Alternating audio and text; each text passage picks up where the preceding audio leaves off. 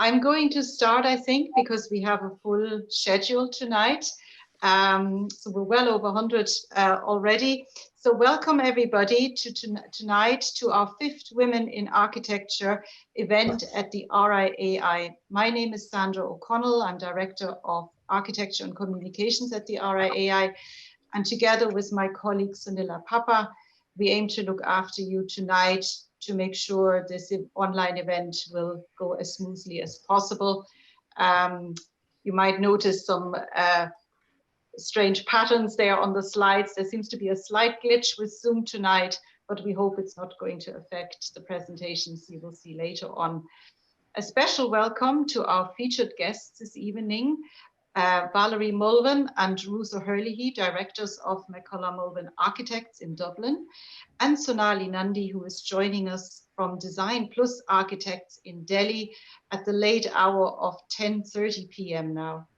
Their friends and families are also very welcome here tonight. Before I hand over to our CEO, Kathryn Meghen, and our event curator, Carole Pollard, just a few points about the format of this evening. We are a sizable gathering tonight, and here are some tips. You may have noticed that we have muted you all on arrival to reduce the background noise. Please have your microphone always muted during the interviews. You can unmute, of course, during the breakout sessions and if you're participating in the Q&As later. It would be great if you could add your full name into the Zoom. And perhaps you might even share in the chat box from where you are joining us tonight. We recommend that you use the active speaker mode so that you can always see the speakers. And just a couple of words on the format, which you can see on the slide as well. So we have broken it down into 3 conversations with Valerie, Ruth, and Sonali about their careers and their award-winning Tapar University. And we would love to hear from you throughout the evening, so please put your questions into the chat box. In between the conversations, we will also have a presentation on Tapar University to give you some more background, and later on a short film. And there's also an opportunity to meet and mingle, as is the tradition of Women in Architecture. We have to just do it tonight to breakout rooms, so there'll be 2 10-minute breakout rooms where you will meet some of the attendees this evening. When these occur, you will be invited to join the breakout room, and we will close them after 10 minutes and return you to the main session. And just finally to note that tonight's session will be recorded and available from the RIAI website later on. I'm delighted now to hand over to the CEO of the RIAI, Kathryn Meghen. Thank you, Sandra. Thank you, and good evening, everyone. As Sandra has said, we're really delighted to have so many members and guests and friends joining us here this evening. It's always a fantastic event, one that was started 5 years ago by Carole Pollard during her presidency, and one that has grown over the last 5 years. And I think this is one of the largest attendances we've had, which is a testament to both the event and to the extraordinary work that we're seeing this evening. I'd also like to particularly extend a welcome to Valerie and Ruth, but also to Sonali. We're so delighted to have her joining us here this evening. This is the 2nd Women in Architecture event that we've had to do online. We would love to be welcoming everybody to an in-person event, but I suppose there is some upsides in that we have people joining us from all over Ireland and from abroad. So it's always fantastic to have such a broad range of members and their guests joining us. This evening, we are going to hear about women in architecture, women who have delivered extraordinary projects, and to learn about the particular challenges that they have encountered and overcome. It's fantastic that we're putting a spotlight on the achievement of Valerie and Ruth and of Sonali in delivering a campus master plan for 10,000 students in, I'm going to pronounce this wrong, I know, Patiala in northern India. It's a 1 million square foot project on a 102 hectare site that has very deservedly been nominated for several awards, and earlier this year has received the prestigious Detail magazine Reader's Prize, and even more prestigiously has been shortlisted for the RIAI Awards this year and our Public Choice Award is open for voting at the moment, and I hope everybody who's online will participate in that. I do have to say, I am always struck that we do still need to put a spotlight on female architects and women in architecture, but the numbers don't lie. And we know that over 50% of architectural students are females, but when we get to professional level, the numbers do drop off. And that is a challenge for the Institute, it's a challenge for the profession and the industry. And I believe that the profession is poorer for that. We do need to have a profession that reflects society. And we need, that's I suppose one of the reasons why tonight is so important.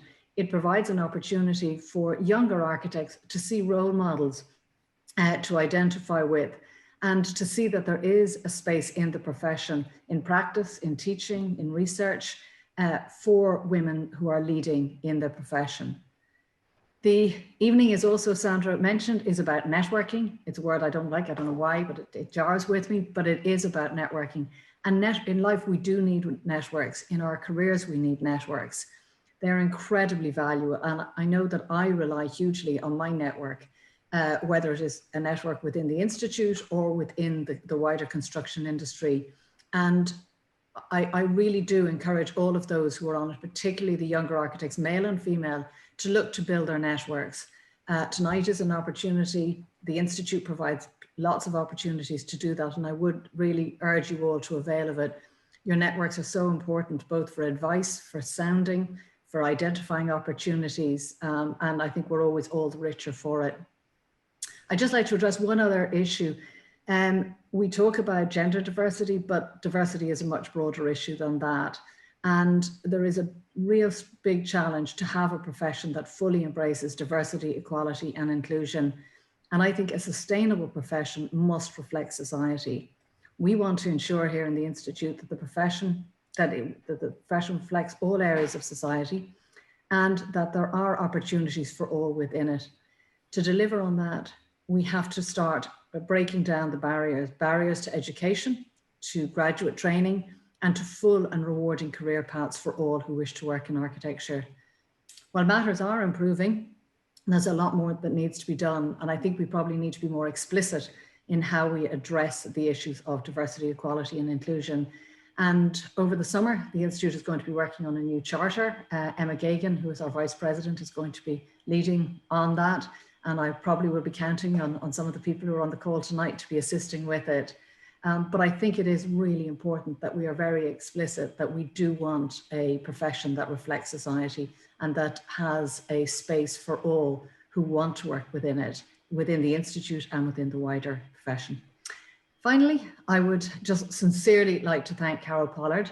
Carole really championed this whole area of diversity and gender balance within the profession during her time as president. Actually, she's been doing it for most of her career, but really took it on as part of her profession, her presidency, and has started this fantastic initiative. And I know that it has grown from year to year, and we're really grateful to her for all the work that she puts into it. And finally, I'd like to thank my own colleagues, Sandra O'Connell and Sonali Papa, who do a huge amount of work to make sure that the event runs smoothly and that all of the pieces are put together, all of the background to it is delivered. So thank you all for attending this evening. I hope you really enjoy it, and I'm going to hand over to Carole Pollard. Thank you. Thank you, Kathryn. Yeah, welcome everybody. It's just fantastic to see all the numbers here. I see on the list of participants, I see a lot of familiar names, and I see a lot of new names as well, which is wonderful. And as Kathryn already alluded to, a lot more of our male colleagues are joining us this year, which is wonderful, and exactly what the event is intended to be. It's not just for women, it's about celebrating women in architecture, but it's for everybody in the profession to celebrate together and to come together for a social occasion. So this is the 5th of our RIAI Women in Architecture events, and it's the 2nd one that we've held on Zoom. Last year, some of you will know that we spoke to Irish architects working around the world, and I mean, that's the benefit of Zoom. It facilitates those type of engagements. But, you know, really, I'm really looking forward to next year, and I'm really hoping that we'll be able to meet up in person and enjoy all the privileges of real social engagement, because I feel that a lot of us are missing that at this stage. And in my role as a teacher for the postgrad in the professional practice diploma and the undergrad, I do know that social engagement and that interaction as architects is very much how we work, as a team together, problem solving together. And I think that kind of is one of the themes then of obviously this evening is that kind of teamwork between Irish architects and Indian architects delivering this amazing project, vast and amazing project. So we'll talk about that a little bit later on. Kathryn has already told you the background to the event and why we do it, and I'm not going to go into that anymore. But I just want to say that I as a woman in architecture, and having seen how the profession has changed to accommodate the diversity and the different challenges that we as women and others within the profession have to overcome, I think that's very heartening to me. And I think events like this just help to keep that moving along and keep those conversations open, so that whatever challenges people face in the profession, they know that there's somebody there they can talk to them about and know they're not alone in whatever that is. So anyway, we have a fabulous treat ahead of us this evening. We have Valerie and Ruth and Sonali, as Kathryn has already mentioned, and Sandra. They're going to be talking to us about their careers in kind of general terms, and then very specifically about the Tap Art project as well. So initially, I'm going to start the conversation with Valerie and Ruth, and then Sonali will join us in the later part of the evening. All of you know Valerie and Ruth, but I am going to just give a little bit of their biog now, because I think it's worthy and it's important to mark it as part of this event. So Valerie is co-founder of McCullough Mulvin and also a member of Aosdána. Her practice has a focus on the design of sustainable cultural, educational and civic buildings, with a dynamic synergy of interest in innovative contemporary architecture, place and history. She's currently working on a series of radical conservation / intervention projects and in third level education projects. And her work is extended and enhanced by publications, teaching and research, and has been exhibited all around the world. We will also be talking to her a little later on about her recently published book, Approximate Formality: Morphology of Irish Towns. Ruth studied architecture in UCD, graduating in 1997, and she joined McCullough Mulvin in 1999 and becoming a director in 2006.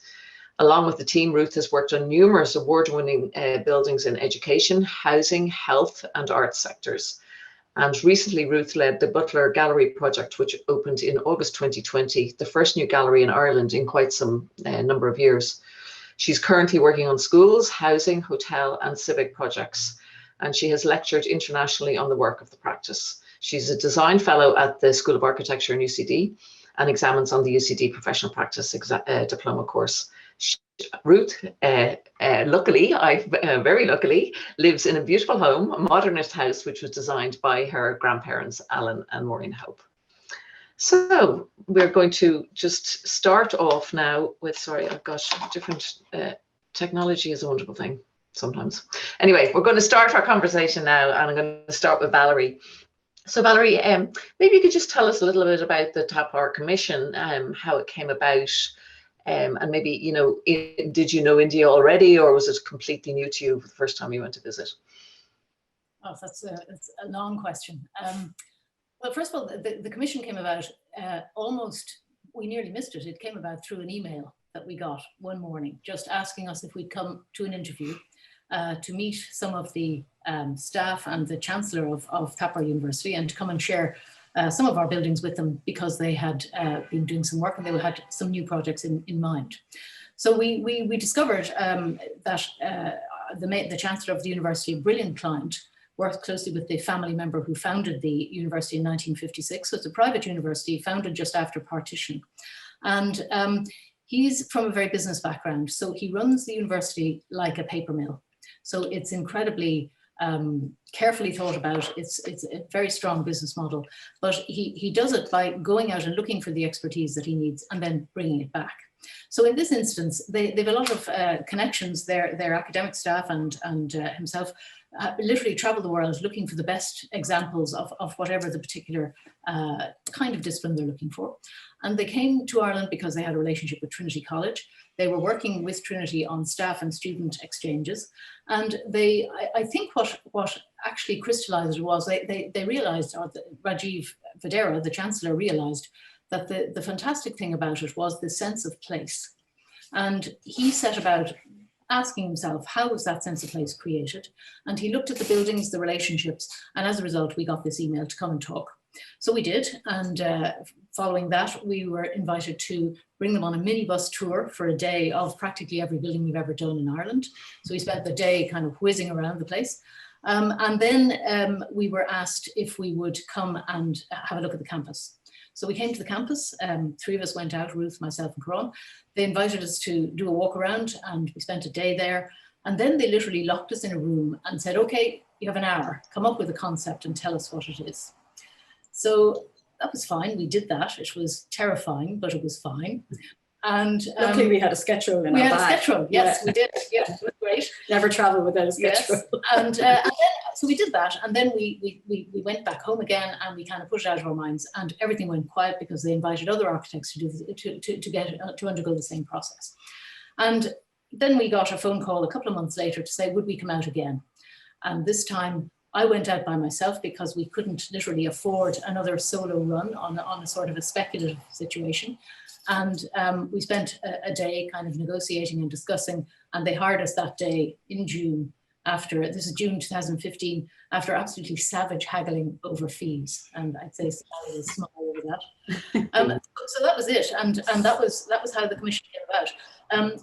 Neil and myself had visited India maybe 15 years beforehand, and we'd had a wonderful time just traveling around in trains and tuk-tuks and having an amazing time looking at fantastic gardens, traditional buildings, Corbusier and Chandigarh, of course, in particular. And that was an incredible kind of backstory, which I think was a great inspiration to us in trying to think about how would we do this huge commission to kind of build enormous quantities of space, because student housing for men and women, and a whole academic hub, which was a library, a huge science faculty, and 18 lecture halls. So that was how it all came about. And I think, you know, as a result, we had to adapt very quickly to how we were going to do that. And so that was kind of the history of it. But that backstory of having been there once, having understood a little bit, I think, time traveling around, understanding what the traditional architecture was and how that worked, and the importance of things in high places, the vast quantities of red, you know, flat plains, and how people made striking buildings against those. And I think Corbusier was a huge inspiration, of course, as was Louis Kahn, just for making monumental, simple buildings that did a lot to kind of act as climate modifiers. And we thought about that a great deal in how we presented the work and how we thought about the work. Yeah. And Ruth, was it your first time to India when you first went? And maybe just talk about that, and maybe just then about the role the practice had in developing the brief with the client. And it was my first time. I had always wanted to go. And actually, on our first visit, the first thing we did was we went straight to Chandigarh. Yeah, we did. Because it's only down the road, so it's about an hour. Amazingly, in the size of India, it's really actually an hour from Patiala. And so we felt, well, in case we don't get back here and we only have one visit, we were absolutely going to. And they organised that for us and got us in, and that to me was absolutely mind-blowing. I mean, the scale of it and everything about it, and it was so inspiring. Obviously, you know, we've all studied at Corbusier in college, like coming out our ears, but actually to go and experience that space, and the public space, the public nature of it in Chandigarh was amazing. And yeah, so when we arrived there, we insisted on driving up from Delhi. We thought it would take about 3 hours. It took us 7 hours to drive up. And I think Sonali and everybody else thought we were completely mad, which we were actually. But it was still a great way, actually, for me anyway, to get a sense of the place and to get a sense of the nature of the countryside and so on.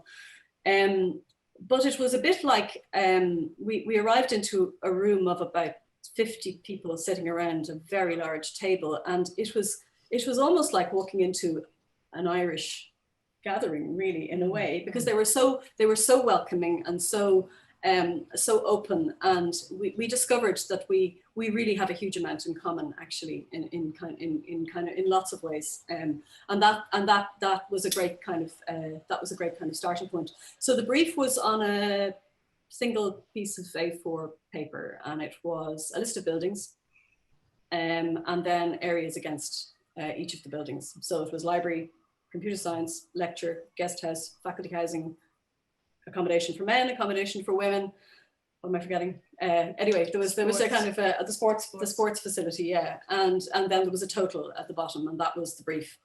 So then we asked for the brief, and then they said, well, we've given you the brief. So then we realized that we would be working together with them very closely to develop that, and that took we had a good bit of experience working in different third level institutions, and we had done quite a bit of library work as well, which really was obviously very useful, you know, and we were able to kind of guide things, I suppose. But actually, in the end, it ended up being pretty much the size that you know, that we were given on that first day. Yeah, because that was the area depended on the budget, and actually it was all being privately funded through the fee structure, because this is a private university, doesn't get any government subsidy. So they had to balance the fees with the number of students, or the building costs with the number of students coming in. So to build housing meant that they would have more fees to spend on the buildings. Yes. So every time we went over, that changed. Yes. It was like this, you know, all the time. So that was part of the challenge as well, which was good. Okay. So that was obviously then one of the kind of the key influencers in terms of the design. Was it that the kind of the funding model that you were working with was dictating? Was it? I mean, did it force you to think about materials more, or did you? You know, your gut instinct of choice of materials, for example, were you able to follow that through, or was the financing something that limited you, or that you were able to work around? The financing was very challenging because, you know, I think when they did the figures and they did the budgets, they probably weren't aware of all the added things that we kind of just normally do in buildings, like places that are social spaces, places where people mingle and meet. And a lot of the way that we thought about this and the kind of the challenges for the brief were to try and take the brief elements and to make something which would develop the sense of place of the university, and also give people a really genuine place that they could interact and speak to each other and socialize, that would be understanding of the climate in a certain way. And that became a huge kind of driver of how we did this, because aware that shading was going to become a really critical thing. And you know, the campus is very, like, it's 2 kilometers long or something, so to walk that length in the heat of like 45, 48 degrees, which it is commonly at this time of the year, is just too challenging. So people really just needed a way of moving around. So we developed a whole sort of shading system, which meant that we thought about all the buildings in terms of how they could be shaded, both to create sort of carapaces and shade the windows deeply, and then to create podia or podiums under which things could happen. And the other thing that's very important about the climate there, because Patiala is quite far north, is that from kind of November to February, or even March, the weather is lovely. It's like our best summer days here, beautiful, crisp blue skies, cold at night, but just absolutely beautiful during the days, 25 degrees. So there was that sense of also needing to think about, you know, how to deal with that side of the year as well, not just making everything very dark and shaded and veiling windows and so on, but having places where people could just celebrate out in the open. The other thing was that the day and nighttime pattern was a very important thing, that people in the very hot times of the year, they spend a lot of time at night out doing things, like out watching a cricket match under floodlights. And so the idea of podiums became quite good to raise people. Because one of the things that we developed as a concept, I suppose, the very first day that we were there, the concept that we came up with was about making 2 high places, which were sharing a geometry, which were connected by a shaded walkway. And that was as simple as it was. That was the idea. That was about creating these 2 poles in the campus, connecting them, and having that shaded walkway touch all of the things that were there along the way. So the 2 places were the student accommodation and the learning laboratory. So we had this kind of thing about lightness and dancing kind of spaces, as opposed to the solidity and stillness of the learning places. So we tried to work that way, and that kind of response to climate was really important. But for example, when you ask about the cost, that meant that we were making a big podium space that they hadn't thought about at all. Yeah. And So that was the biggest victory, actually, I think, in terms of cost, because every time we went over, we had to redefend it, because they saw it as spending money on something that was, you know, it's open air, it can't be counted as area. And also, because of the way the fire regulations worked, we had to bring the fire tenders up and over it. And so the structure is designed, as they said, to land a jumbo jet on. And so we were, you know, it was like, what, you know, can we just take away this and just build the 3 buildings? And, you know, why do we need the podium? And we have a few photographs later on in the to show you, kind of explain the way that works. But it's essential to the way the whole place works. Yeah. It's 130 meters each side, that podium, and then there are 2 big ramps that come up to it, so are the same length. Yeah. So it's very, so it is big, and then we pierce it and we do all kinds of things with it, and the buildings come up through it.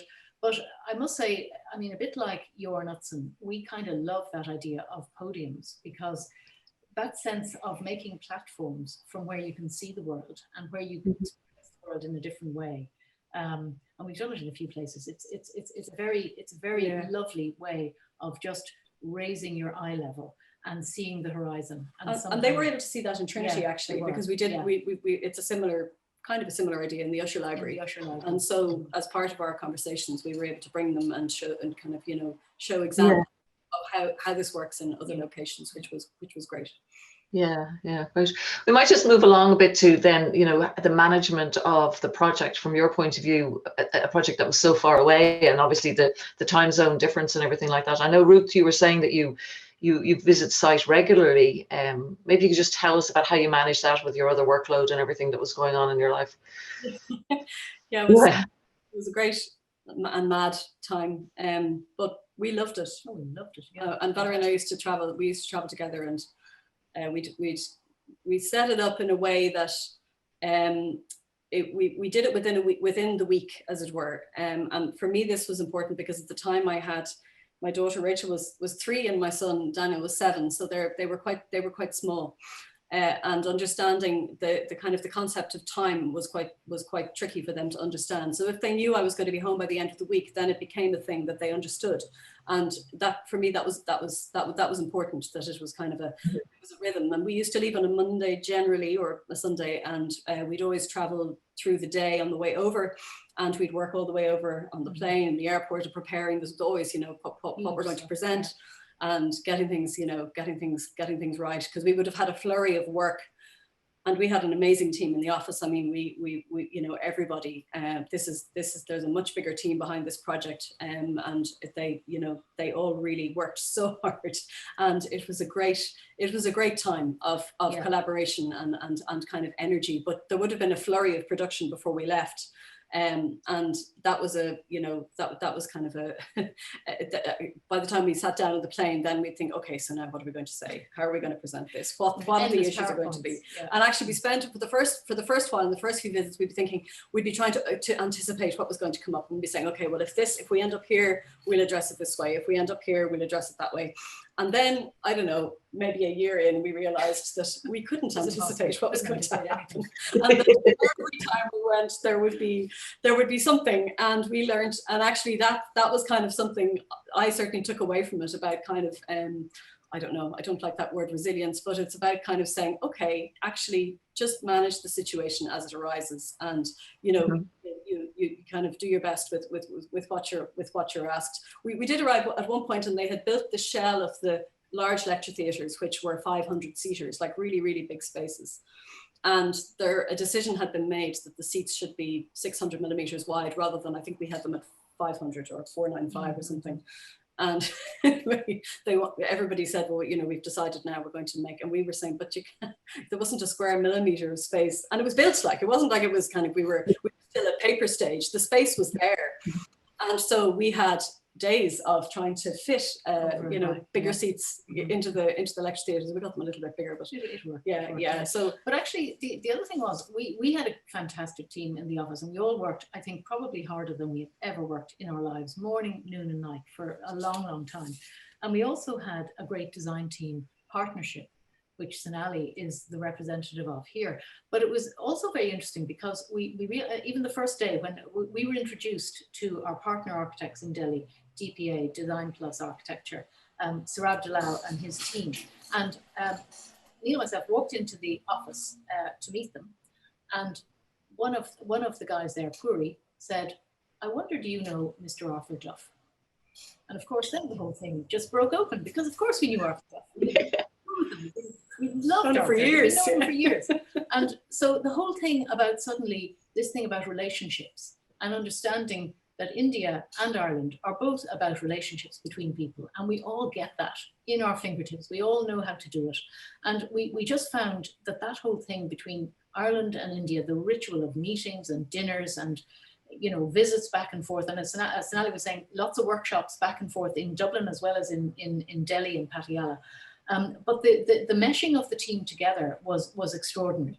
And Sonali's team were just amazing, the way that they took on what we were telling them, because it was a different way of working, really. We were kind of explaining how we achieved things. And it's quite a different way of working, actually. And we can elaborate on that a little bit, but it was a fascinating process.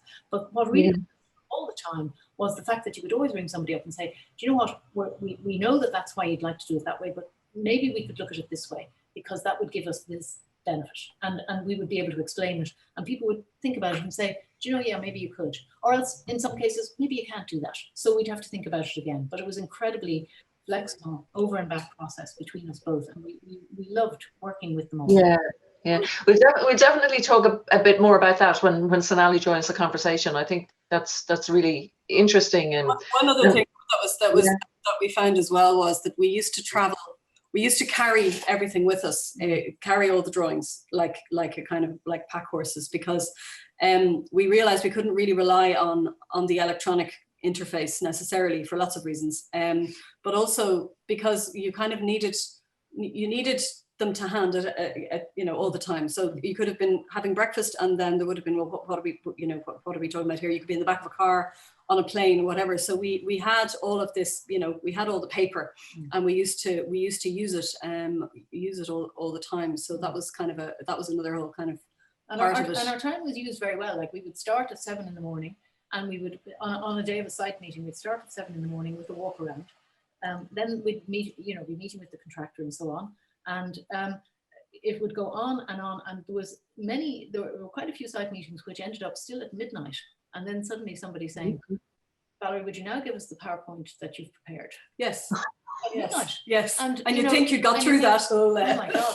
And the contractors still had to drive back to Delhi at night, when the roads are probably at their busiest. Yeah. And so it was astonishing. Like we really worked very hard. Yes. But we loved it. There was just such a great rapport. And the Chancellor of the University, Rajiv, was so brilliant at just pulling the whole thing along. And there were places where there were crises, as there are in every job, usually about money or about construction or whatever. We're in an earthquake 4 zone, which was very challenging. We invited Arabs actually in Dublin to help us with this, to achieve some of the concepts that we had and see how they were reviewed in India, so we could get them through the legislation and so on. But it was, and Declan Monaghan in Arabs was terrific. It was great. Really great. Yeah. And so we had a concept in structural terms for each of these 3 big, huge buildings, and to deliver them. But it was an astonishing kind of set of relationships about people just working incredibly hard. And I think that's something we all take away from it, is just that hard work really does pay off in the end. Yeah. Good. Okay, so we're going to look at a slideshow now of images of the project, which I'm really looking forward to seeing. And Ruth, maybe you're going to talk us through the images, I think, and just explain the project to us through them. So maybe we could start that now. That'd be great. And then we'll come back. Sorry, just before you start, Ruth, just so everybody knows, I know Sandra already mentioned it, but there will be, after this, there'll be a breakout room, a slight break before we come back for the second part of the conversation. So anyway, off you go. Yep. these photos were taken, most of these photographs are by our old friend and collaborator, Christian Richters, who traveled over to Patiala in February of 2020. So they were taken, and Kate Cregan, who was one of the project architects on the project, was over there. In fact, we were all over there in close succession, as it happens, in February 2020, which is really interesting given that none of us have ever been anywhere since. But they were taken the week before everything closed down. Yeah, so we were really, really delighted to have these photographs. So that's the context of them. So this first image is looking up one of the ramps at the 3 buildings in the learning laboratory. On the left-hand side is the library, and in the middle building is the lecture building, and then the computer science faculty is on the right-hand side. Next. Just while these are changing, those buildings then go right down through that podium and connect underneath and create another whole kind of mixing bowl of places to work. And this is the site. You can see the kind of the rectangular outline of it. It's about 250 acres. It's a big place. It's about 5 times the size of the Trinity campus. And you can see it's quite low density in terms of its development. The main kind of center of learning is in the bottom right-hand corner of the site. And then the student accommodation is all up to the left with you can see the running track there. There's a cricket pitch and so on. And then in the top right-hand corner are all of the houses for the faculty staff. So if you're on the staff, a lot of the people on the staff had houses there. And the big hatched square you can see in the middle of the plan there was one of the sites. We were given a series of sites actually for the various different buildings, and then our idea was to make a focus for the campus, so to bring all of those functions actually together into the one place, and to locate it all within that square that's in the middle. But the idea of the walkway, you can see there's a road that traverses down the middle of the campus, and that was our idea about making a walkway that linked all the way through from the entrance all the way up the length of the campus. And at the on the right hand side of the image is where the phase 1 accommodation for the men landed, and then the learning laboratory was at the other end. So as Valerie was saying, we had kind of 2 poles on the site. Next. And this was an image that we love. It was an early one which kind of showed us that things were moving. And this is just an idea about the ground and the nature of the site. And the site was intensely busy and kind of a very energizing place, but it was also completely chaotic. And I remember we went. The second last visit we went on was we were standing in the middle of the library, and the structure was so dense you couldn't even see from space to space, and it was full of all sorts of debris and stuff. And we were thinking, gosh, we really didn't know whether it was going to come good at the end of the day. So when we arrived, I remember that day we arrived and we walked into the library and it was finished, and we were just so delighted. Next. So that's the same view. And actually these trees on the left-hand side were the generator for the idea in terms of the location of it. These are really beautiful ancient trees. There's a double row of them that runs up. So you can walk between the trees to the entrance. So it was built quite close to the trees, and keeping them was a very important part of it. Next. We should say also that the stone that we used was a red Agra sandstone. And like many traditional Indian buildings, we clad it in that, and then we cut back. Wherever we were cutting back to make an entrance or something, we clad that in white marble. And that was just a way of really simply designating entrance points in these big volumes. Yeah, so this is just the plan of that learning centre. So you can see the 130 metre square each side of the podium itself, with a ramp to the right and a ramp to the left, and cuts in them to bring light down. And really what this is showing is the podium level within red are some of the buildings that are underneath. is there a lower podium? There is, yeah. So we go on. Just to say, the library is down the bottom, the lecture halls are in the middle, and then the computer science faculty is at the top. And each of those was to have an outside space associated with it for the nicer times of the year. So, for example, we cited a little cafe stand at each entrance point so that people would gather around the entrances and create that kind of hub of activity, which is so important. We later then, we designed the girls' hostel was just to the left. That residence, it was a very simple one, which was just about creating 500 rooms in a sort of a straightforward relationship to give everybody a single or a double room.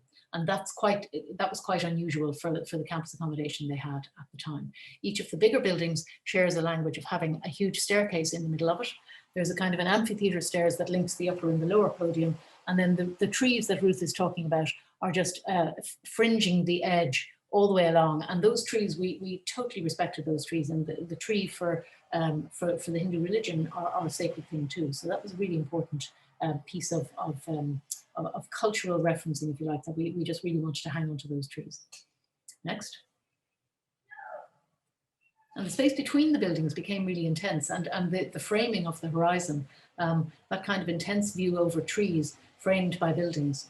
And each of the buildings is cut down to the floor, to the level below. So you can see there's a big cut in the podium to both bring the light down, to let the screen carry down. That's giving you a big double height space. And that happens at each of the buildings. So they're always, they're independent, but then they're linked across these spaces. Next image. So that's looking at the full length of the computer science building. One of the things we did we thought when we first arrived was that we would find a very craft-based society, which would still be able to do things like making jali screens, which are pierced stone screens. And we discovered that they were all far too expensive. So we had to change considerably what we were thinking about. And we came up with the idea of making a series of panels which could be turned. So these are flat pieces of stone which are devised on a kind of a dowel system of metal, which all sits together to shade the facade, and the facade is right behind that. And it just gives that kind of sense of light filtering through, which is very important in the summer, but also during the winter period, you get lots and lots of light through there. And when the sun is lower, it just gives you a lovely kind of dapple shading on the. We were able to pull it apart and compress it. You can see that it kind of sits over the stairwell there on the left-hand side, and then it's more open where we needed it to be glazed. So it was quite versatile actually as a system. We thought it was going to be through the roof in terms of cost and so on, but in fact, it turned out to be the most pragmatic way to do it. So next. So we have a series of these helical stairs that come down from the upper level, which is 10 meters up, down to the kind of the social undercroft area. Next. And that's the amphitheater steps. So it folds down, and we have an enormous kind of triangulated concrete structure underneath that. But we left a gap between each step so that actually the light comes through, and from the back of the stairs you can see through, because the light is so intense in India that even grabbing a tiny bit of it makes, does make an impact. Next.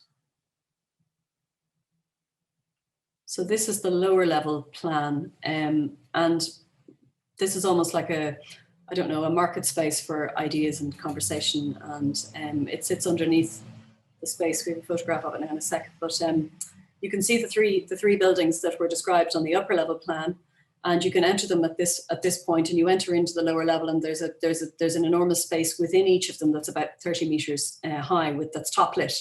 So you get that light coming all the way down. But we also had a series of pavilions that sat underneath the podium in a kind of a lower scale, and they were about working and showing what was going on in the university. So we had a whole series of maker spaces, lecture rooms. There's a coffee kiosk, and there's also a visitor center, which was an idea the university were very keen on. It's an American idea about coming to see, a very beautiful film about the place and what you can achieve and so on. And so we incorporated all of that into this lower level. Yeah. And also to mention the big circle just beside the amphitheater stairs is a pool. And we were very struck when we visited a lot of Indian buildings was the way that water was used. And water whether there are jets of water, fountains, or whether the water is just left still, the air moving over the water has a tremendous impact on just creating a draft. And that is something that is used in all traditional architecture, and we were very keen to incorporate that kind of idea. And we did it in all the buildings that we have been involved in. We've put in these water bodies, which are quite generous, but people congregate around them because they're lovely and cool. And they just, sometimes when they have the water jets playing, it really creates a draft right across. So that sense of, you know, letting the building cool underneath, and the temperature underneath the podium is about 5 to 10 degrees cooler than it is up on top, even in the hottest times of the year. And that's really created by this, the amount of penetrations, the amount of air moving through it, and that sense that you can get air east-west, and the sun is going north-south. Next. This is the reflected ceiling plan of that undercroft area, and the piece we were talking about earlier on about landing a jumbo jet. But we really wanted the structure in this building plays a huge part, and we very much wanted that to have a dynamism and a kind of a sense of movement. And so we developed this kind of chevron triangulated kind of rhythm to it, and the columns are at 13 meter centers, I think. So it's quite a big increment, but it does give a nice sense of like water weaving, kind of flowing through the space. Next slide.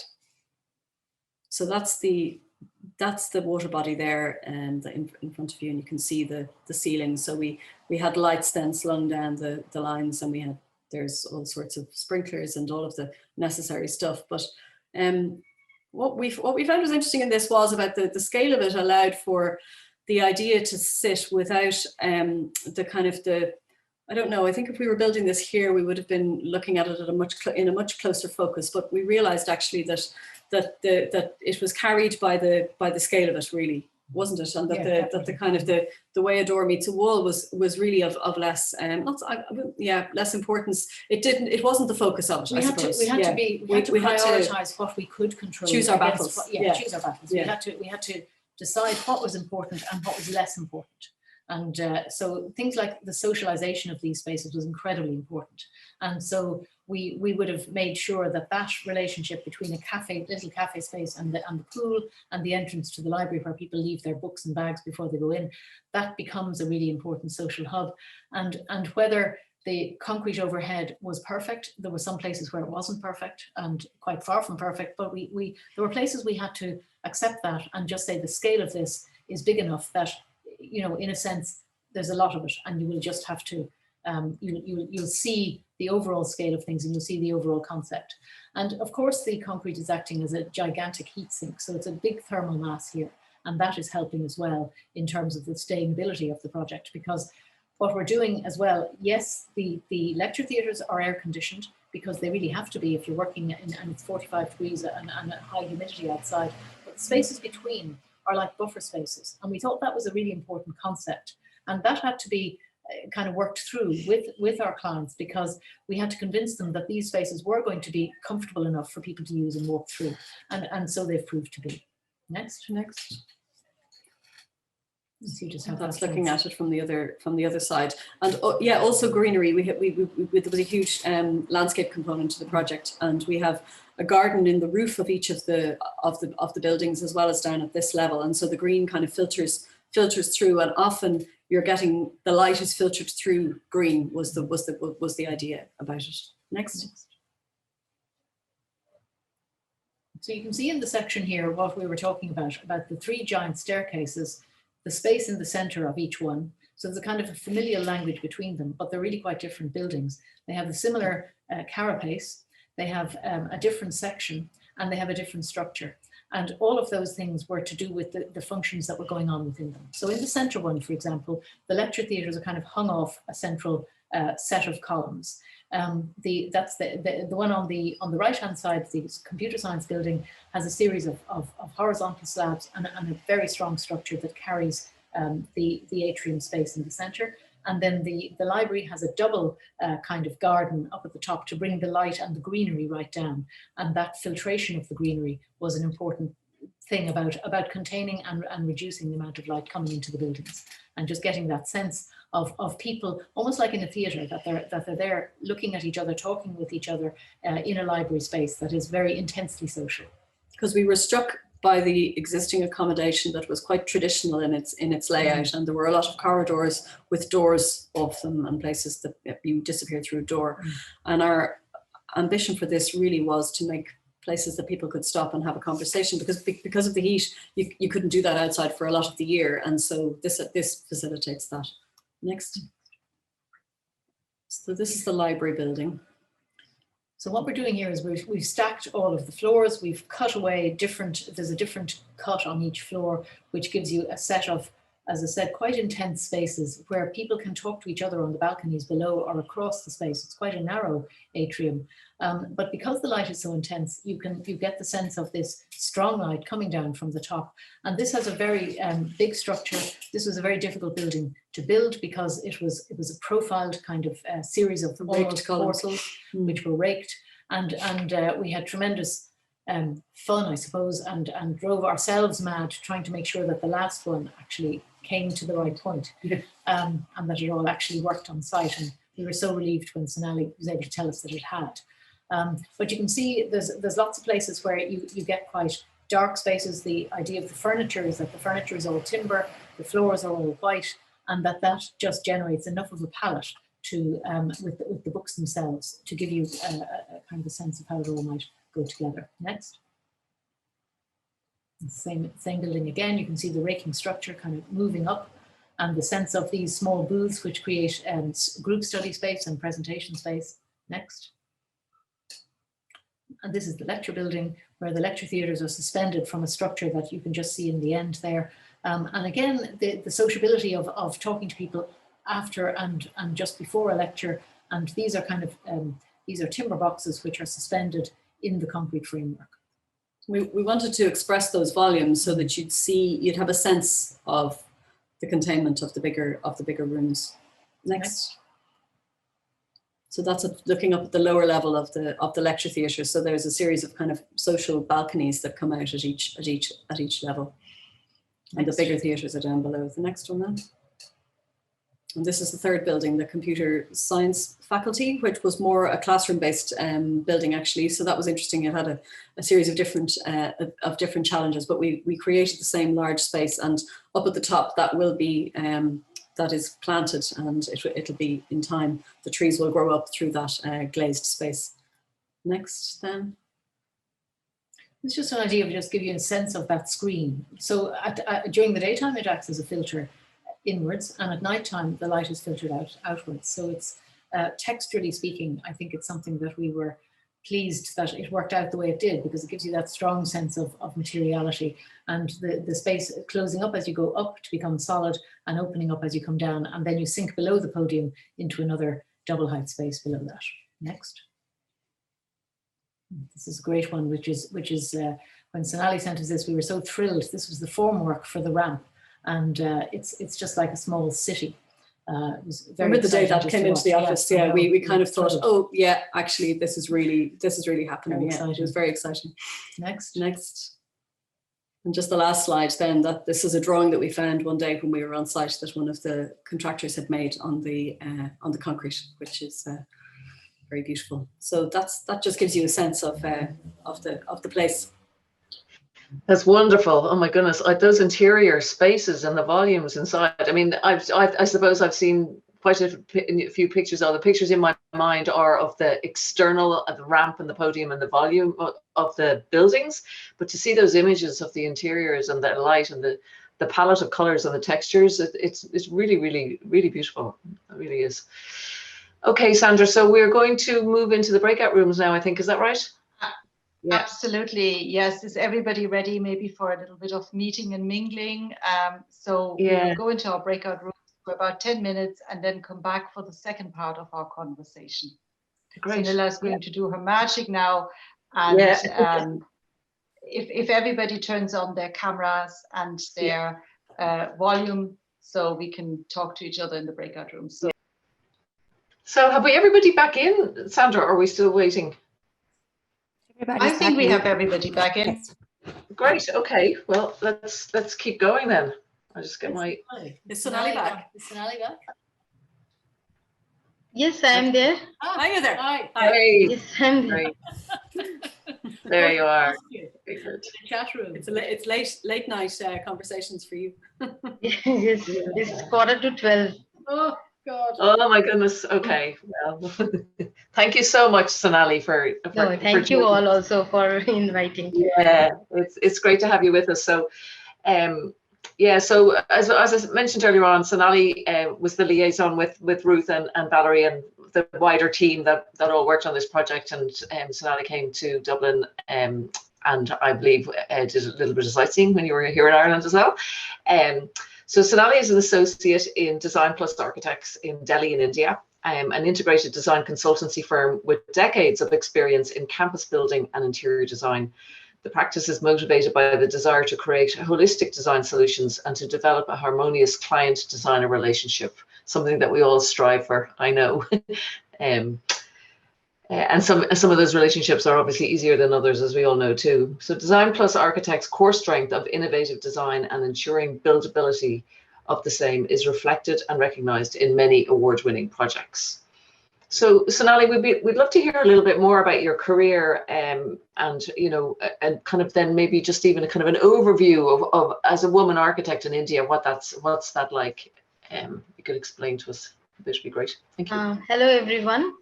So basically, I graduated around 25 years back from Calcutta in India. I then moved to Delhi to start my career as an architect. And since then, I have been working in different consultancy firms. And right now, I am associated with Design Plus Architecture for last 15 years. I have been working on different kinds of projects like commercial, residential, hospitality. And then this Thapar University, along with MCM, is my first institutional project. So though I have focused mainly on hospitality projects during this tenure in my present organization, I must say that this first project, while working for an institution along with MCM, it has been a great experience. I must say that. Great. And if you're talking about women in architecture, then I would say, you know, in India, actually, the story of Indian women in the field of architecture started as early as the 1930s. You know, since then, I mean, many women have taken to architecture, though their names are not often heard or recognizable as those of men such as Charles Corrie or B.V. Doshi. But still, I would say, you know, a major percentage, like 44% of India's around 58,000 registered architects today are women. Oh. It's a big number, actually. You know? Mm-hmm. Yes, and there is a story to be told about the long history of Indian women in this field of architecture, where you know their unique approach is to design, you know, the blend traditional methods and materials with modern styles. And I would say many of these architects, they were, and even today also, you know, they are like social entrepreneurs and activists, and they work in order to empower the marginalized communities and thus sustaining the country's rich heritage by using widely available materials like mud or steel or these kind of things to achieve, you know, these feats of design. So this is how broadly about women in architecture in India. Okay. And then tell us a little bit how you came to meet Valerie and Ruth, and just you know, kind of the working relationship from your point of view and from your team in India. Right. See, I must say that it has been a lifetime experience, you know, working on this project with Valerie and Ruth and their team members, all the team members. They were excellent, you know, professionally and emotionally also, I would say. In every aspect, it has been such a nice relationship. And even today, when we started in 2015 and in 2021, we maintain equally good relationship, and whenever they are here in Delhi, we meet each other. It's really very good. I must remember throughout my life, I would say. And as far as this project is concerned, MCM was the design architect and DPA has worked as executive architect. And this project had actually two parts. One was the residential part, and the other one was to design the buildings for learning laboratory, and three buildings: computer science, then lecture building and library building. And I had the opportunity to work on the learning laboratory, and the images what Valerie and Ruth had shown just now. And I would say that with Valerie and Ruth, it was a new direction for me in the approach towards designing a building, I must say. The way the internal spaces were carved out so nicely with outdoor light, bringing landscape within the usable spaces, the way they have done it, The buildings with the podium, as they were explaining, with the podium, I think they were inspired by Mughal architecture, as they saw in India when they came here, with extensive use of red sandstone. So basically, if you see, it is a combination of Indian traditional architecture and then open spaces with skylight, and that is what MCM's style of design, I would say. So it was a very nice combination, And in order to take care of the harsh climate over here, MCM has designed very carefully, I would say, by introducing this stone screen jali, what you saw from outside above the podium level, with filtering light into the inner, occupied spaces. And they introduced the balconies towards the west side in order to take care of the harsh climate.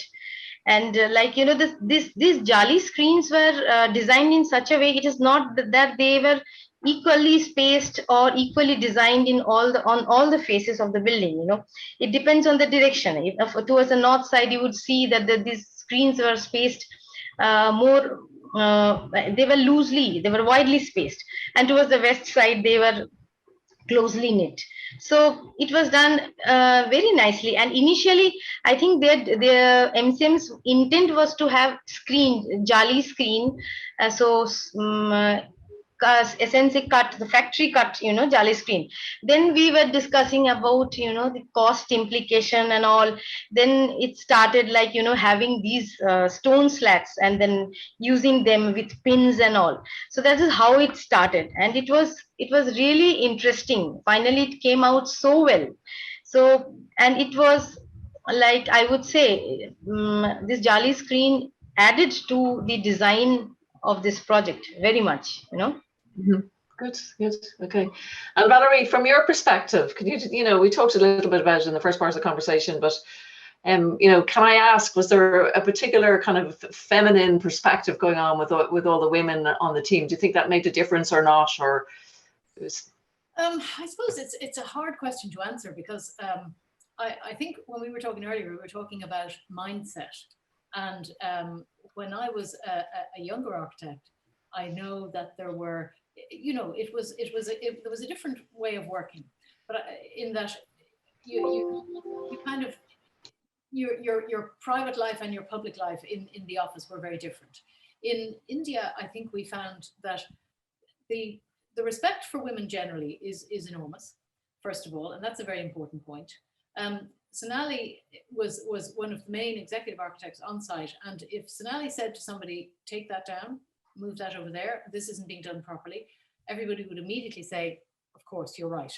So there was, I think there's, I have the sense, and it's a bit like Ireland again, there's a sort of a matriarchy which runs through society. Like people respect their mothers greatly here and in India. And I think that sense of somebody saying something to you is quite strong. And no matter, how big and burly the men are, they will immediately say, yeah, you're right. Actually, I didn't do that right. Yeah, I'll give me another chance. I'll do it better next time. I wouldn't say that there was, I think there was a different attitude with women, in that none of us felt the need to be in any way macho. We were just architects. And I think that's quite an important point. Yeah. And there were some, I think sometimes among contractors even, you would find somebody being, throwing the weight around a bit, or being a bit,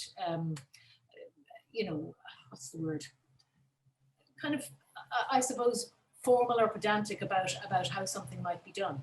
And I think we were actually, all of us, the three of us, were very willing to have a kind of a collaboration and a partnership about how things might be solved. So inviting people to solve the problems is something that I think we all do very naturally.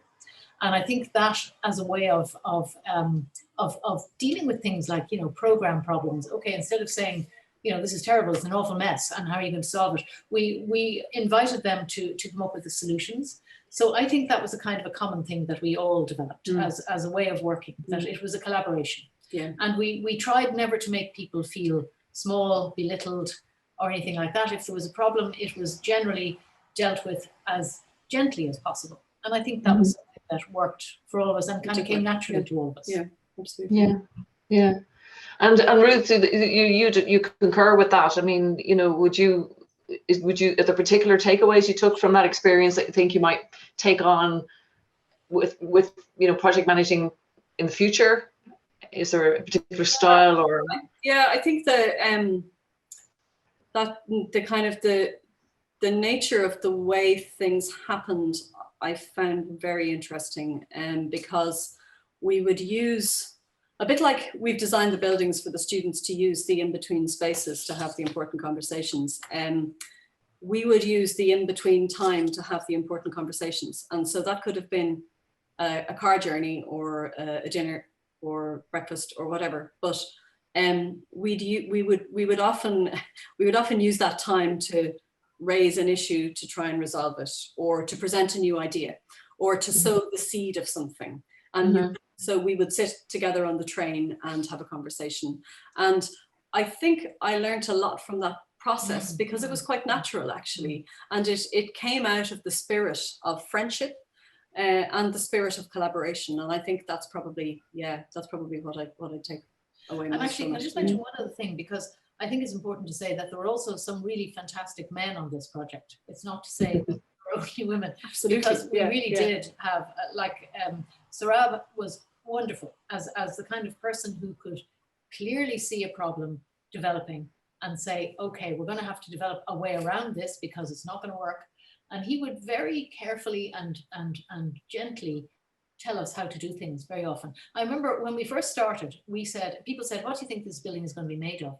And we said, oh, it has to be brick. And Sarab said, no, you know, he took us aside and he said, really? Not going to work. Yeah, it's not going to work. And we said, why? Surely it must work. I mean, look at Ahmedabad and Cannes. And he had studied in Ahmedabad, so he knew Cannes' work intimately, and was a fantastic companion and collaborator with us. But he just said, you know, the quality is too poor. We can't guarantee it.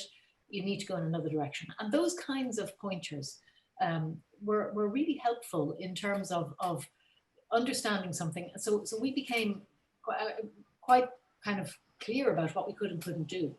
Our decision to expose the concrete was a shock to a lot of people because they're used to covering everything up and plastering everything. Yeah. And we did face, and Sonali, you'll bear this out. We had a lot of situations where people said this really needs to be plastered because it isn't right. And sometimes that had to happen, but most of the time we got it left and we were able to enjoy the textures and the feel of the concrete and to use it as a great kind of thermal thing as well. Yeah. Okay, and Sonali, I mean, do you have anything else to add to that in terms of the experience of working with the team, or maybe you could, you know, we might move into more general conversation about I mean, as much as I know I'd like to stay talking about TAPR, I'm kind of conscious of the fact that we have a certain time limit here of what we're talking about.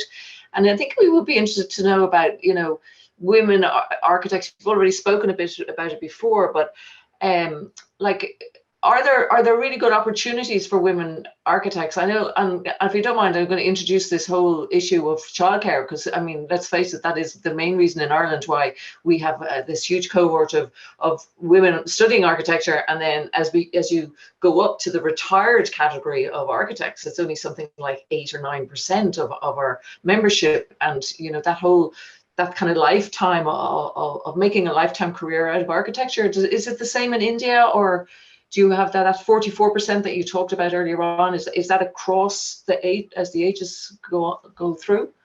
Yes, very much here. Actually, you know, the students, that's why in one of these rooms I was just mentioning, there are many, you know, I just mentioned around 44% of the registered architects are women, and they actually pursue it. I must say, even in our office also, you would see, if not 50%, maybe 40% are women architects. And in this project, besides Ruth, Valerie, and myself, there were 2 women from my office also who worked on this project. So we were 3 women from my office who worked on this project. And in India, I would say, see, India is a very big country, so people are from different socio-cultural backgrounds, but still I would say women are very much encouraged to take up architecture as a profession. And, of course, I just mentioned that one needs to have the interest in the subject because it has creative part, or I mean, it needs some creativity also, architecture. But if for women, it is very much there. And it's not that people study architecture but they do not pursue architecture. They do it, and they do it very seriously, and they take it forward also. That is here in India. Okay, good.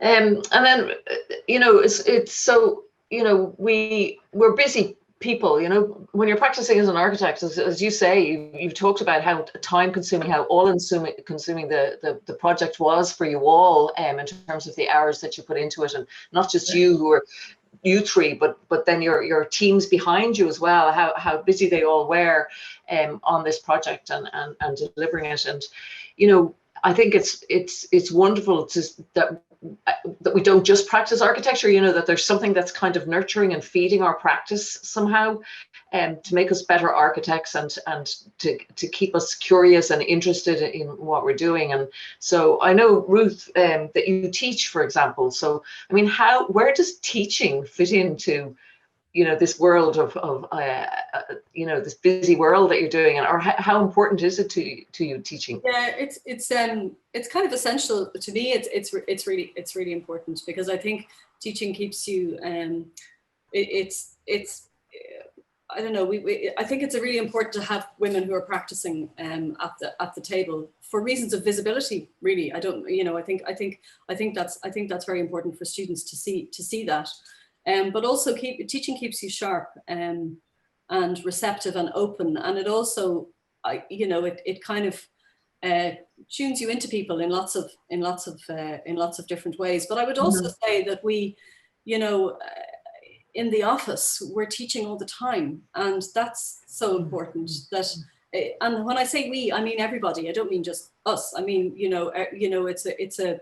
it's a collaborative process, and everybody has different strengths and talents. And if we can learn what they are and, work together in that way, I think we all get so much more out of what we do. But I also think I was going to say it earlier, but because I mentioned my children, I think it's really important for them, or for your younger generation, if you like, to see, that their mother has a role, does something else, and then comes back. And I was lucky because we were able to include them, and that they met Sonali, they met the team, they knew the people that I was meeting when I was going over there, and that was really nice. But I do think that whole piece, just about kind of, there's another dimension to your parent, really. I think that's yeah.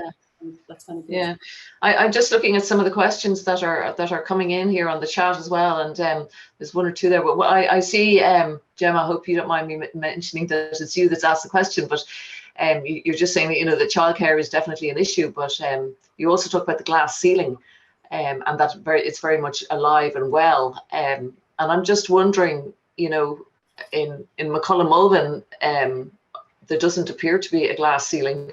Necessarily, that from looking in from the outside, I don't know, but I don't know what you think about that, Valerie. Do you think that there is a glass ceiling still? Do you that one that particularly prevents women from rising up? I think maybe it depends on the culture of the office. If you're working in a very big office, maybe, I don't know. I've no experience of doing that, so I really can't say. But I think in our office, I think we're about, I think at the last count, we think it's about 62% women, and we don't believe there's any particular barrier. We're just interested in people rather than concentrating on gender, I suppose. Mm-hmm. So I suppose, and as an architect myself, even though, you know, I do think the mindset has changed, I don't believe at any point was I ever particularly discriminated against for being a woman. I can remember one incident when I was a very young architect with a builder on site who didn't think I knew anything about anything. So he just got a very long snag list and he changed his mind very quickly. So I think you can kind of see these things coming and begin to deal with them very quickly. But I honestly think the culture is very, very different now. I don't think, I mean, you know, you're, as an architect, you're constantly in rooms full of people. And well, actually, I suppose it's not true to say that they're always women. They're not. No, there's often you'd be in a meeting with 20 men, and, and you might be the only woman. That's still the case. That is still the case. But that's the nature of design teams, actually, more than architects, because we'd be the only architect in the room, you know. Yes. But engineers, QSs, project managers, absolutely predominantly are. It's a male environment. And we have to kind of navigate that. But the other thing that would be great to see would be more women in construction and contracting. And I don't know why that's such a barrier. I mean, yes, you occasionally see women electricians, you occasionally see women painters, but that to me is a huge area where things could change. Now, in the Indian building industry, Sonali, you'll be very familiar with seeing women doing everything, like from lifting piles of concrete, right, on their heads and so on. And it's everything. You know, there's no barrier there. I don't understand why we have a barrier here. Like everybody, you know, if you're dealing with windows contractors, you know, they're mostly men, I think. I don't know. The glass ceiling, I think, is an interesting concept, and I think it depends. You know, there are glass ceilings for all of us about certain things, but I think if you have a conviction as a designer about how you might do something and you can convey that and communicate that, I think people will listen to you. So I suppose I think that's probably the most crucial way to Okay.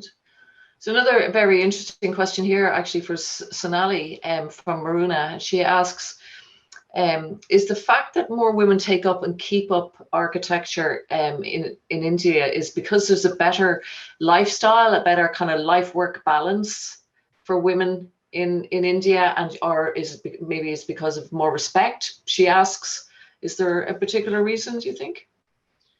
I won't say it's a better lifestyle. I will definitely not say that, but for respect, of course. And I would add one more thing, you know, in architecture in India, most of the institutes of architecture, their architecture is part of engineering faculty, you know. So from that perspective also, instead of going to factories and all, so people have a tendency for women to take up architecture. So that is one of the reasons, you know, why women are encouraged to take up architecture, who has inclination towards engineering part also, because architecture is both art and the engineering part. So creativity is also required, and the engineering aspect of the buildings is also equally important, you know. So that is one of the reasons why women are encouraged more to take up architecture. And the other reason is, of course, the respect for the profession and respect for women. Over here in India, women are encouraged to take up any profession, as a matter of fact, I would say. Okay, interesting. Okay, there's some really great questions coming up here, but I'm going to keep some of them until we actually get to that portion of our evening, because I know we have another short film that we want to show everybody, and we're going to do another breakout room as well. So just to wrap up this conversation, I just want to, for Valerie's sake, I really would like to just let you all know about this book that she's just published. I've got a copy of it today. It's Approximate Formalities about the morphology of Irish towns, and I know the study of town. I mean, The Lost Tradition to me is one of my all-time favorite Irish books on architectural books. I just think it's an absolutely beautiful book, and I just think. And I know Valerie actually taught me in Bolton Street, even though she's hardly older than me at all. But I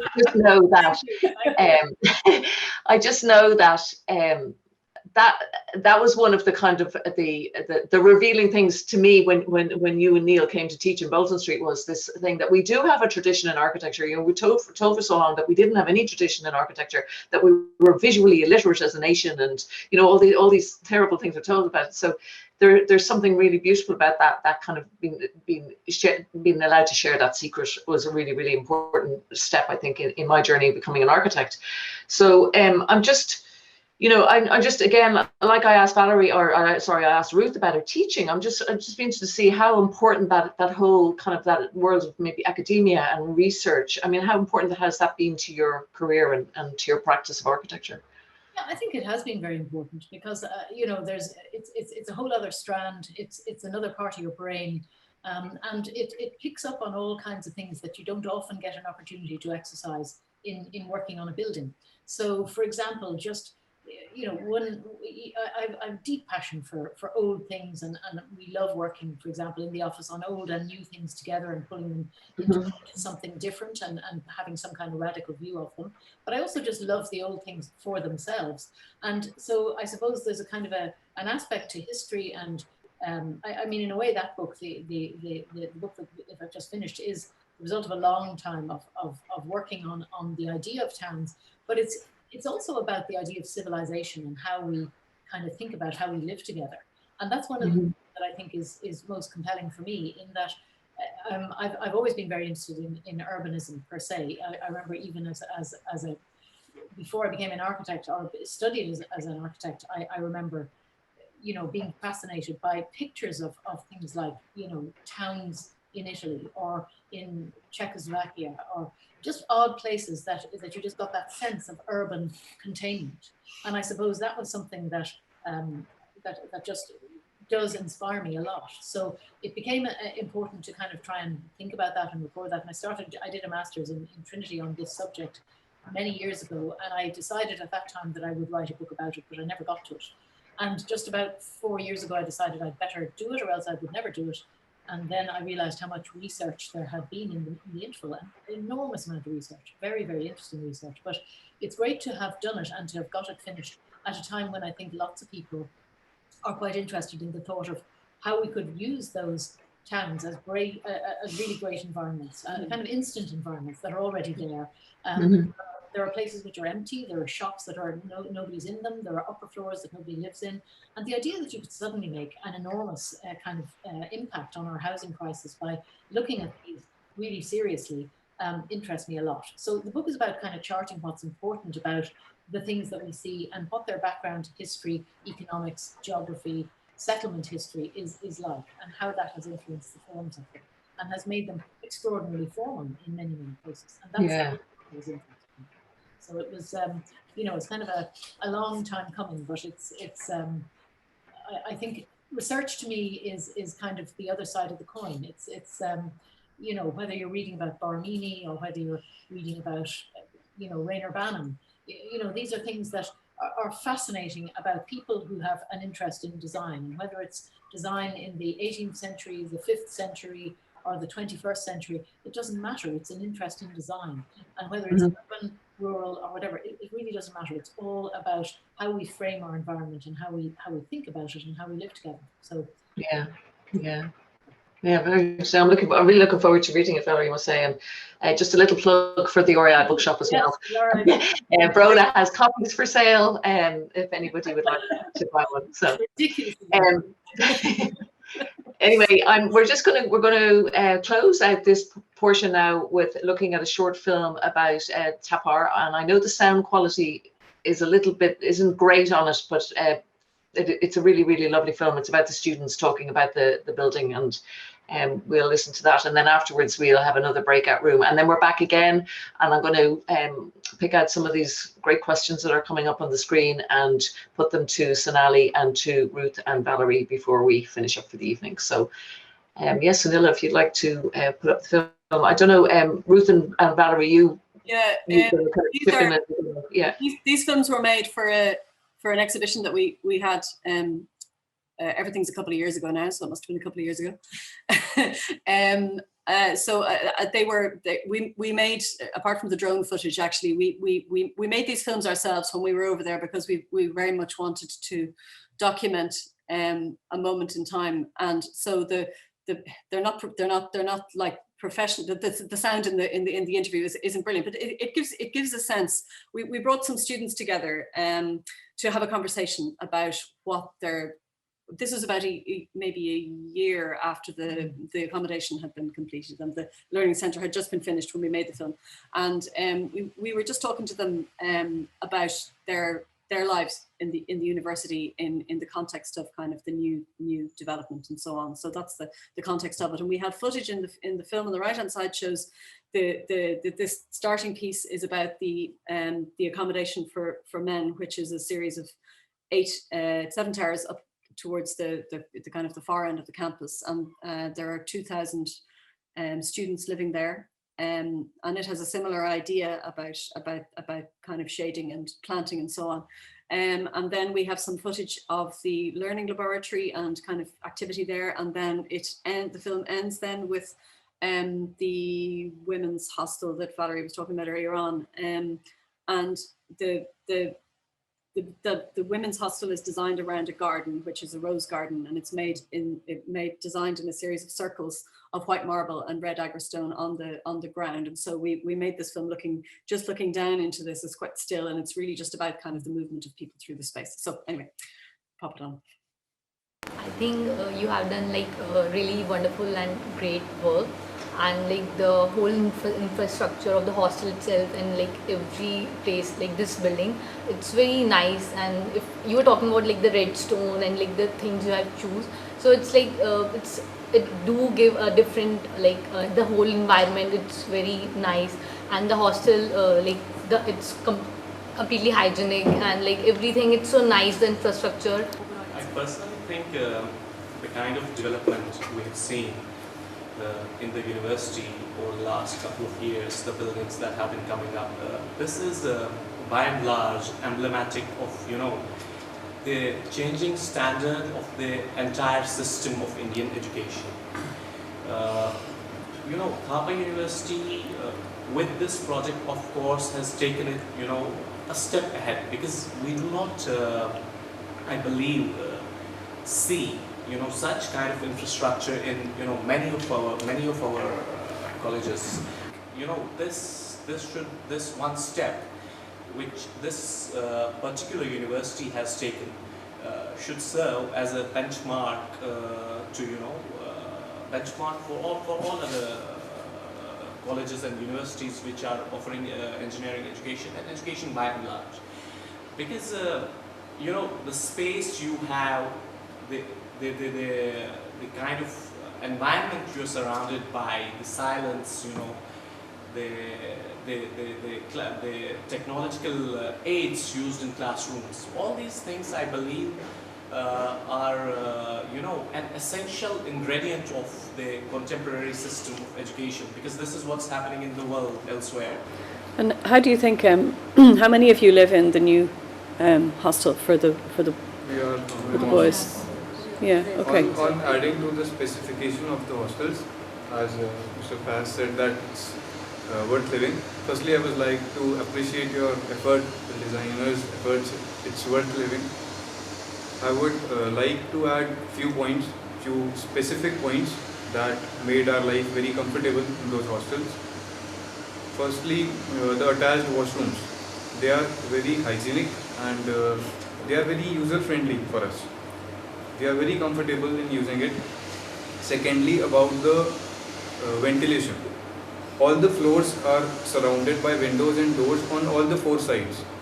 So whatever the weather we have, the climate we have, the direction of wind we have, we can have ventilation in all the seasons. And even we can control it because we have doors in between the floor. So if we don't want the ventilation, usually in winters, we can close the window, close the door. But if we want it, we require it in summers around June to July. We open all the windows and the doors. The windows are sliding and they are all surrounded by grills, so they are very safe and very comfortable to use them. Third, we have a living a celebrating floor on every alternate floor. So we spend a very good time and we make memories on those floors on our friend's birthday or whatever the occasion we have. Moreover, the interconnectivity of the blocks, we have a connectivity at the second floor, and that helps us to, that keeps us connected with the friends living in the other blocks. And I would like to say that it is a responsibility of any educational institute to provide quality in education as well as a proper infrastructure that helps in an overall development. So the Thapar University has taken a great initiative, and I believe that this is one of the best infrastructure we are having in the country right now, and this is definitely state of the art. So it is helping us in an overall development, and the interactive area, the social area inside the hostels. We have a sitting area on every floor, and that is the best place. That is a place that we all meet and interact, and that is the best time of the day, I guess, when all the friends sit and meet there. We celebrate birthdays. We generally play there, and TV, the facility of TV room is also really great. The concept of lifts into different corners is also very good. Overall, hostel is really great. We are privileged to stay there actually. As compared to like other hostels, this is like very good hostel. Like if we study in our rooms, we are not able, like we are not getting disturbed by any of the other roommates as compared to like the other hostels. Like I used to stay in the another hostel like in the last sem, but it was like even if you are studying in the night, the doors used to like bang, like you are getting disturbed. But as compared to like this hostel, you are not being, you know, you're able to do your work and you have the complete privacy over here as compared to like the other hostels. Yeah.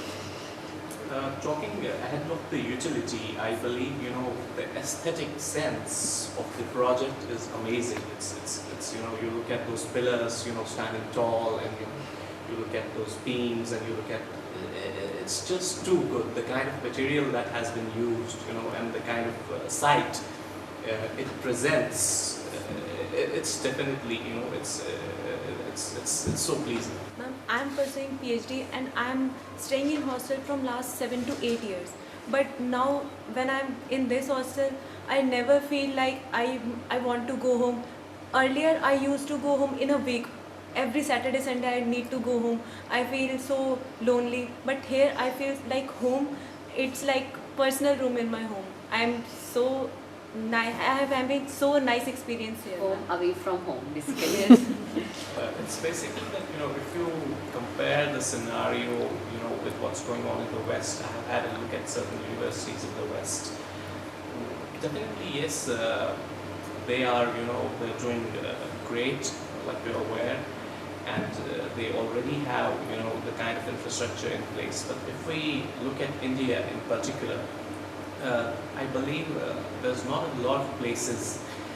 There is a few, of course, like, but then let's not name them. But there's definitely a few, and you know, who are doing great. But then this kind of infrastructure is a, you know, a rare sight to see within the local pool.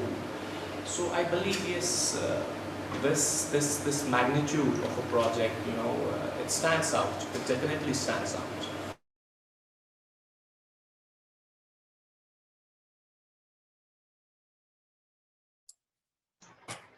Great. That's really interesting. They're obviously very happy with their accommodation. Wonderful to hear. Yeah. Okay, we'll go to our breakout rooms now, I think, and we'll see everybody again in about 10 minutes, and we'll have our final session. Excellent. So look, I'm just gonna run through a couple of the questions that have come in, and if anybody has any questions, please pop them into the chat for me and Sandra and Sonali to keep an eye on. And oh, are all the questions that were there gone? Oh no, you just have to click on the chat. I can see them, Carole. You just have to click on the chat. Are they gone from yours? They're gone from me. They're on my chat here, I think. Yeah. Oh, do you know what? To me, I actually lost my Zoom connection and had to come back in. But anyway, I have them scribbled down, so I think I know. Yeah, two anyway. There's one here from Chris Boyle. Do you want me to read that one out? Because I thought that was a really interesting one. Chris is asking, is there something limiting the emergence of such bold and brave architectural buildings in Irish universities? You've proven that it is not the architectural capacity, it's the brief, procurement, regulations, clients, climate, culture, something else. Do you think you were bolder and braver architecturally working in India? Hi, Chris. I guess that's for Ruth and Valerie. Yeah, it's a good question. Yeah, I don't know. I think there's a lot. There are so many factors at play working here, and in a way we were free of that when we went to India for various reasons, and maybe because we came in, and I mean probably Sonali had to deal with a lot more of this than we did in that way, but there's absolutely no reason why, you know, this kind of work scale, nature, and so on shouldn't be happening here. Couldn't happen here. You know, it could. It needs will, and it needs somebody to have a vision. And I think actually that's probably the most important factor. The leadership element, the vision and the leadership. Yeah, totally. And having somebody who's able to stand up and take it on and push it through, and not be pulled all the time by all of the other factors that are there. Yeah, and there may be to do with accountability here. It may be to do with people having to you know, like the government public procurement system, the auditor and the controller and auditor general, somebody like, I know we do university work, and we're constantly dogged by people saying, would you ever send me that, because I need a paper trail for the CNAG. And that's just something that's in the background all the time. Yeah. But I think vision is something that is not it's not dwarfed by all of that. And vision, I think you're absolutely right, Ruth. There's no reason absolutely why all of this kind of work can't go on everywhere. There's absolutely no reason at all. It just needs somebody to push it, and probably on the client side. I think our clients were wonderful in this project. They were exceptional. They really were. Yeah. And they believed in that vision. We were talking about this earlier, and we were just saying how important it was that we had the idea to kind of propel the whole thing. It was a simple idea which could be easily kind of, you know, just taken and explained. And explained and cut in different ways.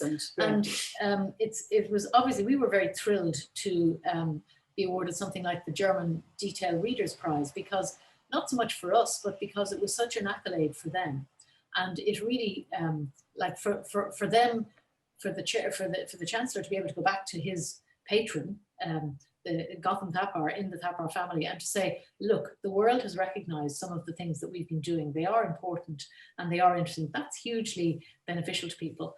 And I mean, you know, awards are, there's maybe too many awards, but I think awards are good from that point of view, in that they help people who have vision explain to people who maybe have less vision why something is important and why design is important. Yeah, I think that's why they really are. They still have a role, because we still have a long way to go as architects, I think, in kind of, you know, kind of capturing that and leading it and explaining it. Yeah, and in convincing people. And Sonali, I don't know whether you want to come in on this, whether you think from the point of view of other work that you would see happening in India. I mean, it's all very varied, of course, and there's good work and there's bad work in every society. But I think this and I must say, you know, here the client, he had so much of trust in your design abilities. That also I must say. And you know, it was like when it used to come from you as a design, it was accepted. And of course he used to find out, like, you know, why and what, but he was always so pleased. So, you know, as the process progressed, so it became like, you know, you were given so much of I would say freedom to take it forward, as the way you saw the project, visualize the project. That was also one of the main reasons, I would say. And over here, yes, also here this design is really unique, I must say. Over here in India also, wherever people have seen these the photographs of this project in different magazines, everybody is overwhelmed. So there are architects over here who are quite bold and they are doing good projects over here in India. But this project is definitely a different one, and it has captured everyone's eye, and everybody is now saying, you know, exposed concrete, this the way you have used stone, everybody is very much you know, appreciating the project over here. The other thing actually, Chris, in answer to your question on this is the idea about time and program, because we got this job, as Valerie was saying, in June 2015, and when we had the first conversation with them in February, they spoke about the project being on site the following February, so in 12 months. And then when we eventually kind of signed the contract and got the job, and we went back over in July, we thought we'd then start to talk about the program, and we realized that actually they were still serious about starting on site in February, and that wasn't going to change. It was utterly non-negotiable, and so we ended up doing it in that time. So it did start, and so it went through planning and fire and detailed design, and it was on site in February 2016. And we completed 1 million square feet of building within the space of the next 3 to 4 years. Yeah. And you know, that's like that just would never happen here. We have projects in the office that started, we got before that haven't even gotten this far, you know, and that's for, there are lots of reasons, and there's a lot of conversation going on in Ireland about this today, which is correct. Why do things take so long to come to fruition? And we really have to work to try and get the system to support that. Heads need to be bashed together a lot more, I think, in local authorities, so that there is a kind of consistent approach to things, so that your budgets are not wiped by suddenly somebody demanding that everything be sprinklered when it doesn't need to be. You know, there's a lot of stuff like that going on at the moment, and wanting to get into a sort of a long rant about anything like that, it is really a responsibility that government has, and the RIAI, in pointing out these kind of things, could play a huge role in that kind of bringing together of what are the obstacles to progress and what are the obstacles to time. Well, I had in the breakout room, I had an interesting chat with Maeve, who works in Sligo, and she was saying that Sligo County Council now, when people come in, they want to build a house, Sligo tells them that they have to have an architect. And they have a list of architects working in the county that they can give to people, because they themselves have found that if people come in without an architect, they don't know what they're getting themselves into, and then they can't finish out the houses because they don't know the budget, because they haven't been advised properly. So I thought that was really heartening to hear that. I think it's, you know, it's a long time coming, that type of, you know, the value that an architect can bring, that understanding, if the local authorities can understand it, it might be just a little step in the right direction. Yeah. But I'm going to be provocative now. There's a question that's come in here from Caroline, and she wants to know, so you talked about all the wonderful things that you've done in Tapar. Is there anything you would have done differently? That's a good question. It all happens so quickly that the time for reflection is that now. I don't know. I think maybe if we had got the one thing that I would have liked to have had more control over was the amount of mature landscaping, because the landscaping is really tiny at the moment, and it will be great, but it's going to take a while to really flourish. And if we had kind of known, and it was a budget thing, you know, we started off with a very good landscape architect and a great scheme, and lots of very lush, tall things and jacaranda trees and all kinds of stuff that were going to be up on the roof, but the budget just wasn't there. So I suppose, you know, that's something where you'd try and maybe adjust something else and say, is there something else we could have changed to get to that point? So that you agree with that, Sonali, do you? I saw you nodding there. Yes. No, definitely that, because with concrete and sandstone and all, little more green was required. What actually it was in the design, but it didn't get implemented at the right time. That's why those greens in the terraces, which we visualized as such nice trees and all. I remember the different colors that you selected for the different buildings. So those should have come up, but it is taking time, and that's mainly because of the budget, the constraints. Yeah. Okay. Okay, so there's one last question here, and then I think I'll wrap it up. I know we're going to leave the Zoom open. Sandra will talk about that now in a few moments. But there's one question here from Rachel Moore, and she's just saying, she's asking would the RIAI consider setting up a mentorship program. I know it is something that I have spoken, Kathryn Meghen and myself spoke about a lot when I was the president. And there are some kind of, as in Ireland, there are some legal difficulties with this mentor program and everything, but it is something that I would be a huge fan of. And she says it would be nice for younger architects and graduates to have that. And also for more experienced architects looking for career guidance. And she's just wondering, is there such a system in India, a mentoring program for architects? This is for me, I believe. Yeah.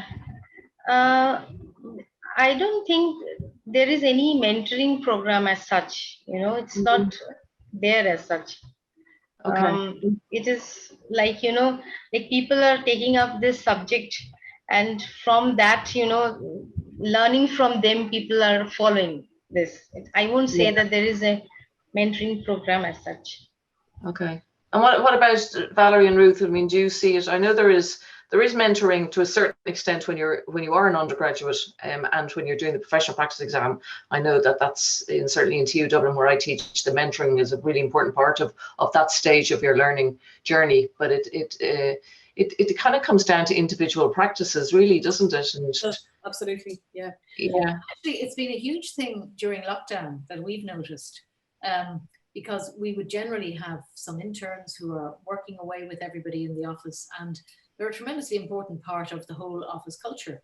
And graduates as well. And young graduates. Yeah. And that's we've found during this period that because they can't like easily just poke somebody and say, hey, listen, I have a problem here, how do you think I should solve that?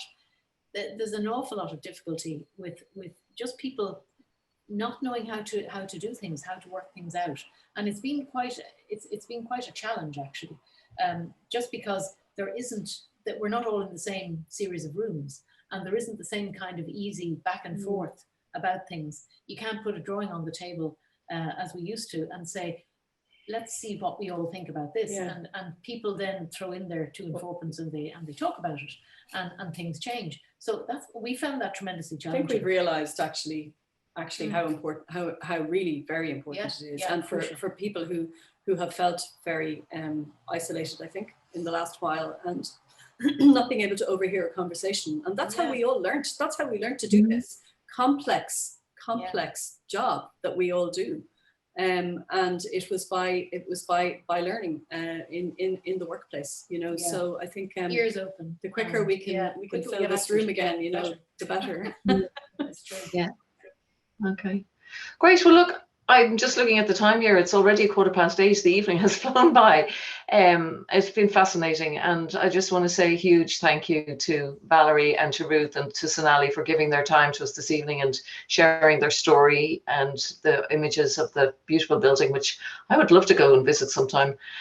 Thank you very much. And then, of course, a huge big thank you to all of you for coming along this evening. I really hope that next year a lot of you will be able to come along in person to the event, but we will also stream it. That's one thing we've learned from Zoom. It's just that access for people who it doesn't suit always to come into Merrion Square or wherever it is. So it'll be a dual. I think from now on it'll be a dual enterprise. It'll be done both ways. So that's great. And of course, thank you to Sandra and Sonali for all the support and the organisation of the whole thing. So Sandra, do you want to? Thank you.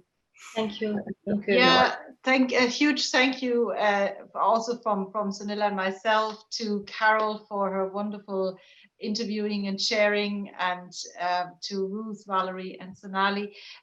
We're very happy to leave this Zoom running for another 15-20 minutes if people want to, if some people may want to stay on and just chat to each other, so you're very welcome to do that.